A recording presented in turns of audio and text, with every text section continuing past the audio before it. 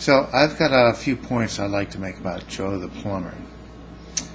The first one is that there seems to be some kind of backlash against Obama suggesting that Joe the plumber isn't the type of American working hero that McCain elevates him to be. Well, nothing against the guy. He probably works hard and everything else. But, there are plenty of people who work hard in this country. There are lots and lots of people who work very hard in this country who make less than $250,000 a year. Okay?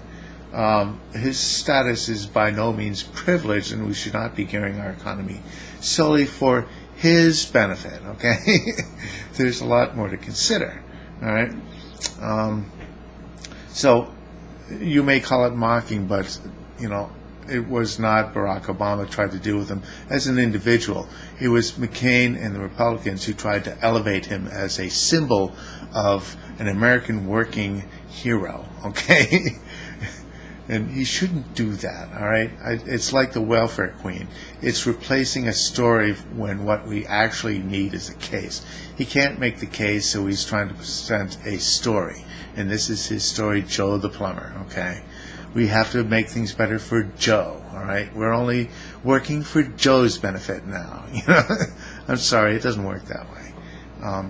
The second point I'd like to make is that, a lot of the small businesses say, well, geez, if you tax me, it's going to limit the growth of my business. Well, yeah, of course it's going to limit the growth. But there is a such thing as balanced growth. What we saw with the housing collapse and the bubble was basically too much growth in the housing market that wasn't balanced with growth in other areas. There's people who did other things for a living weren't able to buy all the houses that were being produced, okay?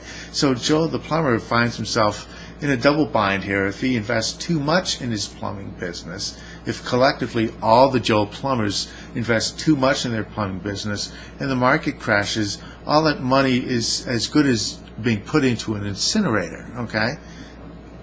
They can't utilize those investments. They won't see a return on them. And it's not as if taxes go into a big incinerator. Taxes go into infrastructure. They go into investments. Now, you may call it redistribution of wealth, and I think that's a very shallow way of looking at it. I think that's the shallowest possible way of looking at it. What we try to do with progressive taxes and other things is we try to balance growth so that it's sustainable and stable.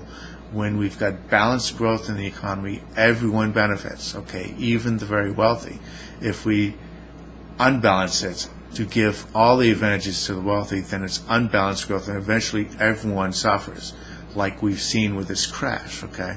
It's very important to balance growth with infrastructure, with investments, between different sectors and everything else. I am generally against government interference, except that I think it's important for government to monitor these things to be able to tell when things are getting out of balance. So I am not for the redistribution of wealth or any of those communist or socialist ideals. I am for balancing the growth of the economy, which benefits everybody. I want to maintain a market-oriented system as much as possible so that people are motivated to advance themselves, but I believe it's important for us to keep some sort of controls over growth, to have some degree of control over balancing the growth of the economy so that we don't end up with these speculative bubbles like we did in housing. So, Joe the plumber, even if he's making $250,000 a year, would still do better under Barack Obama because of the epic fail tax, because of when the market crashes, everybody loses. It's a huge tax, all right? And it's money, it's investments that have just gone straight into the incinerator. So that's all.